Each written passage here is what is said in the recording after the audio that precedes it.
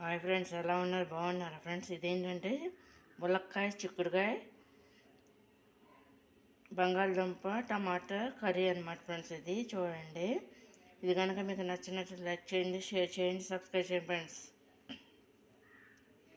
ముందుగా బంగాళదుంప కట్ చేసి ఒక మొక్కరం పెట్టేసుకోవాలన్నమాట ఫ్రెండ్స్. ఇది పెట్టేసుకుని తర్వాత ములక్కాయ, తర్వాత ఏమో టమాటాలు, చిక్కుడుకాయలు అన్నీ కూడా ఒకదాని తర్వాత ఒకటి మనకు సరిపడే ఆయిల్లో ఫ్రై చేసేసుకోవాలన్నమాట ఫ్రెండ్స్. అది కుక్ చేసేసుకున్నాక ముందు దానికి సపరేట్గా కట్ చేసి పెట్టుకుని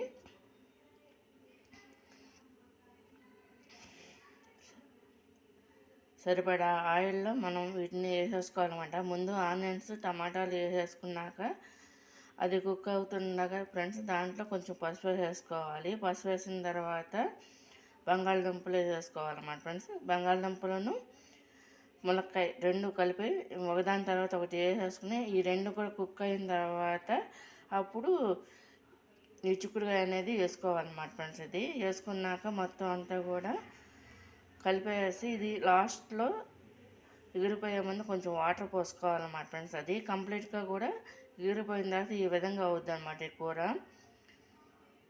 ఇది కనుక మీకు నచ్చినట్టు లైక్ చేయండి, షేర్ చేయండి, సబ్స్క్రైబ్ చేయండి ఫ్రెండ్స్. ములక్కాయ, బంగాళదుంప, టమాటా, చిక్కుడుకాయ అనమాట ఫ్రెండ్స్. ఇది అన్ని రకాలన్నమాట వేస్తామన్నమాట మల్టీపర్పస్గా ఈ కర్రీకి.